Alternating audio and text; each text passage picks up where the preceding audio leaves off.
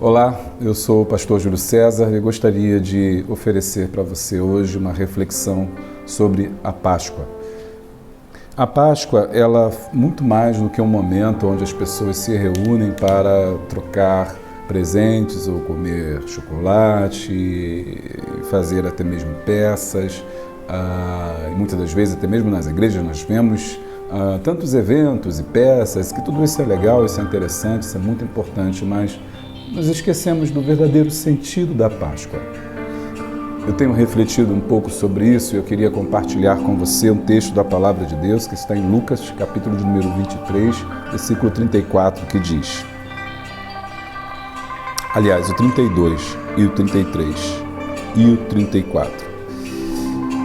E também eram levados outros dois que eram malfeitores para serem executados com Jesus.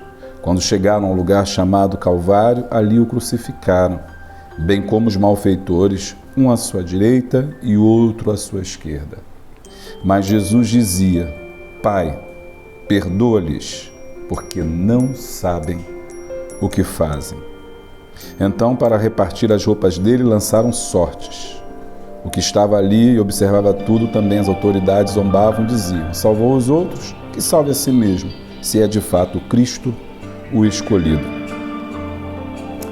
No momento mais difícil de Cristo, no momento mais difícil da sua trajetória, ele conseguiu perdoar os seus agressores.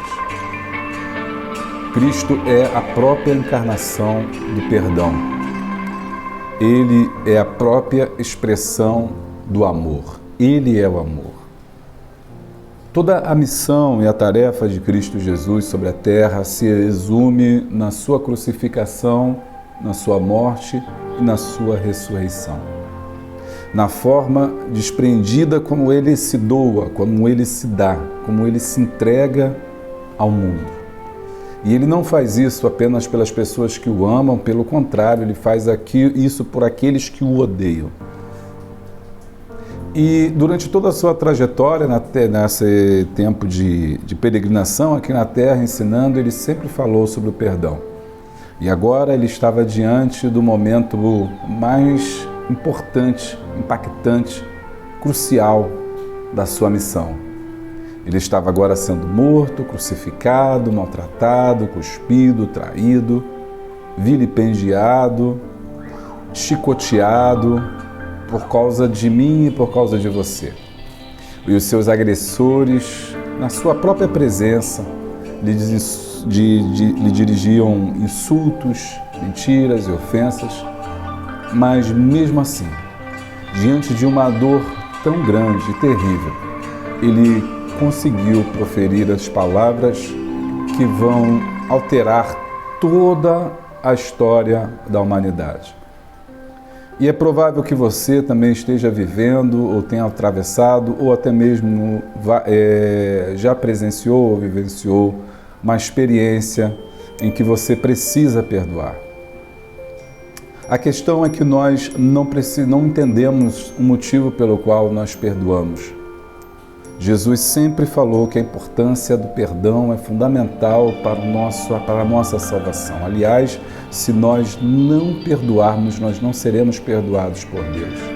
Foi o que ele disse lá na oração, em Mateus capítulo 6, na oração do Pai Nosso.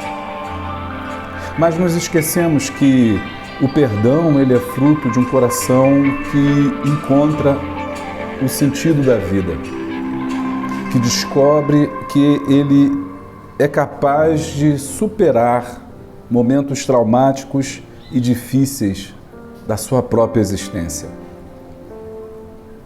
Primeiro, porque a gente precisa analisar quem são as pessoas que nos fazem mal.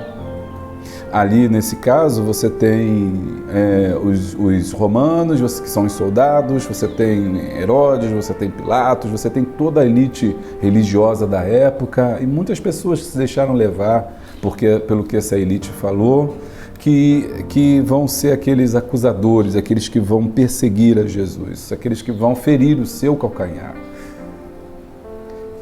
E nós não podemos nos esquecer que só fere quem é ferido. A ferida, ela tem um poder muito grande que a gente não pode desprezar, porque uma vez que nós somos feridos, nós ferimos alguém. Sempre que você vir alguém que gosta de ferir os outros, que gosta de maltratar alguém, que gosta de machucar os outros, você pode ter certeza na vida, essa pessoa foi ferida. Talvez ela tenha sido ferida pelas suas dificuldades, por alguém a quem ela ama, ela foi abandonada, ela foi deixada de lado, ela foi traída, ela foi muitas das vezes difamada também.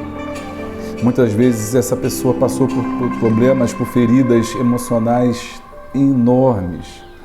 E a ferida, essa ferida da alma que nós estamos tratando aqui, não é da ferida física, mas da ferida da alma, ela tem esse poder de, uma vez feita em nós, de se reproduzir, no sentido de que a ferida que foi feita em mim, eu reproduzo no outro. A ferida que foi feita na minha vida, eu faço em alguém. A ferida que foi feita na minha carne, eu faço com que outra pessoa sinta. E é por isso que Jesus diz, tudo o que vós quereis que os homens vos façam, façai-os primeiro, porque se você precisa negar a vontade de ferir, porque quando você nega a vontade de ferir alguém, essa ferida cessa, essa ferida estanca. Mas quando você fere outra pessoa, essa ferida prolifera, ela abre em outra pessoa. E é por isso que temos tantas pessoas feridas, porque ferimos-nos uns aos outros. Quer seja com palavras, quer sejam com atitudes, quer sejam com ações, quer sejam com com o nosso comportamento, com o modo como nós nos comportamos ou falamos sobre algo, estamos sempre ferindo uns aos outros. Agora, quando nós ferimos alguém, quando alguém nos fere, o problema não é só a ferida que é feita, mas é que dentro da ferida vem um veneno. Toda ferida feita por alguém traz um veneno. E esse veneno é o veneno que fica em nós. É o veneno da amargura, é o veneno da tristeza. É como se aquela ferida, é como se aquele mal que nos fizessem, junto com o mal, ela teria o poder de inocular um veneno em nós. E você talvez até esteja se perguntando que, apesar de ser uma pessoa boa, por que as pessoas te ferem? Se você é uma pessoa que fez o bem e recebeu o mal, se você é uma pessoa que busca a felicidade dos outros, por que só recebeu ingratidão? É porque essas feridas, elas se replicam, e alguém que foi machucado pela vida acabou vendo em você uma vítima e feriu você também, porque a primeira coisa que nós sentimos é a dor, e a dor faz com que nós venhamos reproduzi-la. E o modo do ser humano reproduzir, do homem carnal, reproduzir essa dor, o que ele está sentindo, é ferindo o outro. Então, se alguém me bate, eu bato também. Se alguém falou, eu falo também. Se alguém disse algo, eu digo também. Se alguém me maltratou, eu maltrato também. Ou não necessariamente aquela pessoa, talvez, que me fez aquele mal, porque talvez ela esteja num grau maior do que o meu e eu não possa revidar, eu não possa falar com aquela pessoa, eu não possa tratá-la como ela me tratou, mas eu faço isso com outra pessoa que estiver abaixo de mim, ou eu faço isso com a primeira pessoa que eu encontrar. Porque a ferida, ela tem essa ferida da alma, né, produzida pela traição, pela amargura, pelo abandono. O que Jesus aqui sentiu, ela tem esse poder maligno de se reproduzir. Ela não consegue ficar em uma pessoa só. E ela não consegue porque ela tem esse veneno. E esse veneno gera dentro da pessoa que foi ferida a angústia. Gera dentro da pessoa que foi ferida a dor, o trauma. Gera dentro da pessoa que foi ferida o ressentimento. O ressentimento significa ressentir de novo, ou ressentir. Porque cada vez que você lembra, cada vez que vem à sua memória, você sente como se estivesse vivenciando tudo outra vez. Como se você estivesse experimentando aquela dor naquele exato momento que você se lembrou. Isso se chama ressentimento. Só que o ressentimento é um veneno que foi inoculado por alguém que te feriu. E esse veneno mata, ele vai secando aos poucos. Ele vai tirando a sua força. Ele vai combatendo o teu sistema imunológico espiritual, de maneiras que você não sente mais vontade de orar, não sente mais prazer em buscar a Deus. Dentro de você, você percebe que alguém conseguiu arrancar de você o brilho, que é a coisa mais importante que você poderia ter, o brilho do Espírito Santo. Mas eu estou aqui hoje para dizer para você, eu acordei cedo hoje nessa Páscoa para refletir sobre essa mensagem que Deus me deu na quarta-feira dessa semana, umas 2 horas da tarde. Quando nós perdoamos, é como se nós permitíssemos que Cristo remova o veneno das nossas feridas. Quando você perdoa, é como você deixar que Cristo limpe e remova todo o veneno que foi inoculado, que foi colocado, que foi despejado por alguém. Oh, isso é tremendo quando nós percebemos isso. Quando nós estamos com essa ferida da alma, que foi produzida pela uma traição, por uma dor, por um abandono, por alguém que nos fez mal de alguma forma, uma incompreensão, esse veneno fica dentro dessa ferida e nós não queremos nem que toque nela, nós não queremos nem que mexa, porque ninguém gosta de mexer numa ferida, mas é preciso limpá-la. E só existe uma forma de você limpar essa ferida, de eu poder limpar a minha ferida, é deixando que o médico dos médicos, que o Senhor Jesus a limpe, porque ela não se cura sozinha. Muitas vezes nós dizemos, o tempo cura tudo, e essa ferida o tempo não cura.